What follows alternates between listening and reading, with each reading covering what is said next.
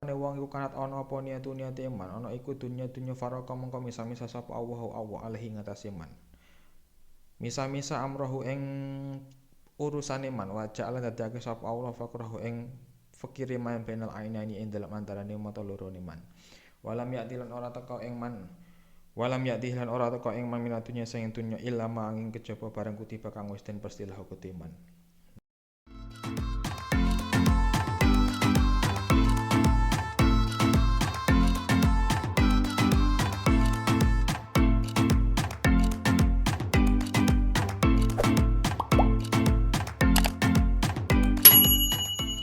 Assalamualaikum warahmatullahi wabarakatuh. Bismillahirrahmanirrahim. Syukranillah yang saya hormati sahabat-sahabat subscriber, kembali lagi di channel saya. Alhamdulillah, pada kesempatan ini kita akan melanjutkan pembahasan kitab Nashaikhul Ibad. Kenapa kita harus mengkaji kitab ini? Ya, salah satu tujuan saya mengkaji kitab ini adalah pertama untuk pepiling itu pengingat ya atas apa yang harus kita lakukan di kedepannya. Jadi ketika kita selalu membaca maka kita akan selalu mendapatkan hal-hal yang baru yang mana itu bisa mengontrol kita dalam kegiatan kita sehari-hari. Jadi kita perlu untuk mengkaji. Bismillahirrahmanirrahim. Ila hadratin Nabi Mustafa Muhammad sallallahu alaihi wasallam wa ila alihi kitab. Al-Fatihah. A'udzu billahi minasyaitonir rajim. Bismillahirrahmanirrahim. Alhamdulillahirabbil alamin arrahmanirrahim maliki yaumiddin. Iyyaka na'budu wa iyyaka nasta'in ihdinas siratal mustaqim siratal ladzina an'amta 'alaihim ghairil maghdubi 'alaihim waladdallin. Amin. Alhamdulillah kemarin kita sudah memulai di pembahasan maqalah as-sabi'ah wal isrun 27 ya. Jadi kita akan meneruskan ya. Ini masih ada setengah. Bismillahirrahmanirrahim. Warawalang riwayatake sapa Dailami annahu satam kanjeng Nabi sallallahu alaihi wasallam iku kala ngendika seneng kanjeng Nabi. Ngendikane ngenten. Tarku dunya utawi ninggal dunya iku asal luweh pahit. Minas sabri tinimbang saking prutawali wa syadun luwih banget min khatmi suyufi tinimbang saking sabetane pedang. Ninggalnya dunya iku luwih pahit utawa luwih susah, luwih angel, ya luwih enggak enak tinimbang saking pahite brutawali. Brutawali itu sebuah sebuah pohon yang dimana di situ tanaman yang dimana di situ sangat-sangat pahit. Itu biasanya bisa digunakan untuk obat demam, kemudian obat diabetes dan lain sebagainya, masih banyak. Min khatfi suhfi tinimbang saking sabetane pedang fisabilillahi ing dalam dalane Allah utawa ing dalam peperangan. Walayat ruku halan ora ninggal ing dunya sapa ahadun suwiji ila atau angin paring hu ing man sapa Allahu Allah. Paring mislama sepadane barang yuti kang paring sinten Allah syuhada ing pira-pira wong kang mati syahid. Ya, orang yang mau meninggalkan dunia artinya dia tidak cinta dunia, Allah akan menggantinya dengan pahala yang dimana seperti hanya pahalanya orang yang mati syahid. Bismillahirrahmanirrahim. Gimana cara untuk meninggalkan dunia supaya kita tidak tergolong orang-orang yang hubbu dunia atau wong sing kedonyan ya. Wa tarkuha utawi ninggal dunia iku kilatul akli. Kidike mangan wa syibailan wareg wa wudusana ilan geding pengaleminan nasi saing manusa.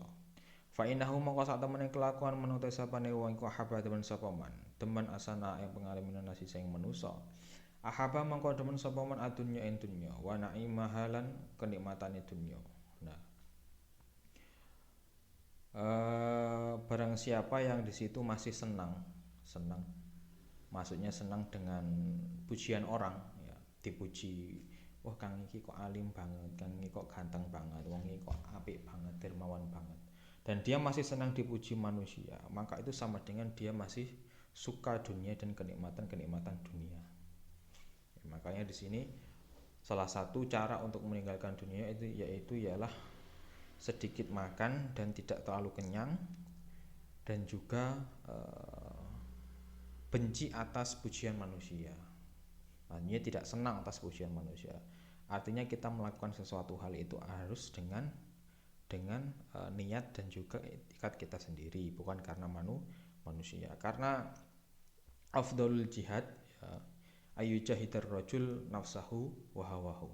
Ya, sebaik-baiknya jihad itu adalah jihad melawan hawa nafsu dan juga dirinya sendiri. Mengecilkan egonya. Ya, artinya musuh terbesar dalam diri kita kan ego. Ingin terlihat baik di mata orang. Termasuk orang yang mencintai dunia adalah orang yang suka dipuji. Nah, ini tadi. Bismillahirrahmanirrahim. Wa man uta sapane wong ku syara mungake hu ing man apa an-naimu. Kenikmatan. Kulun naimis rupane saben-saben kenikmatan. Faliyadai mongko becik ninggal sapa man ad-dunya ing dunya wasana alan ing apa itu namanya tadi?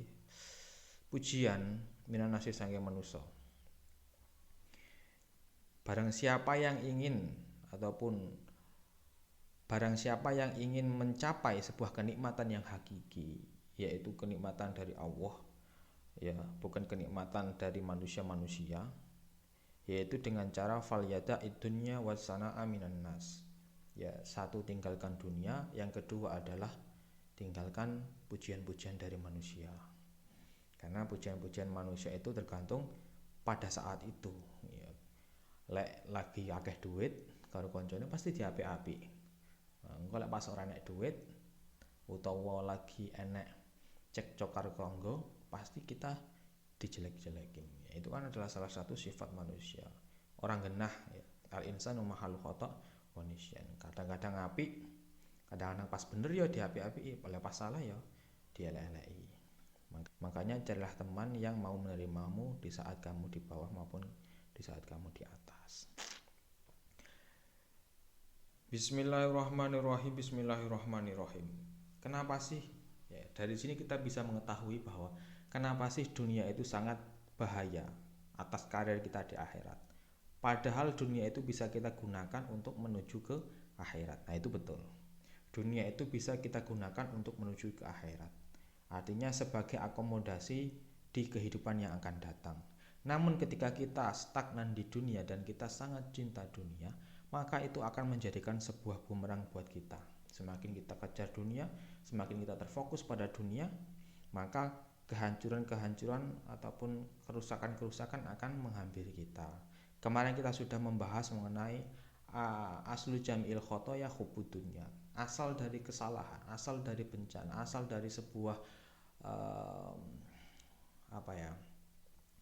masalah, yaitu cinta dunia. Itulah kenapa kita harus menseimbangkan antara dunia dan juga akhirat. Karena antara dunia dan akhirat itu sama-sama penting, yang mana ketika kita condong di salah satunya, maka kehidupan kita juga akan tidak teratur, ya. Nanti habis ini kita akan membahas mengenai eksistensi antara keduanya, ya.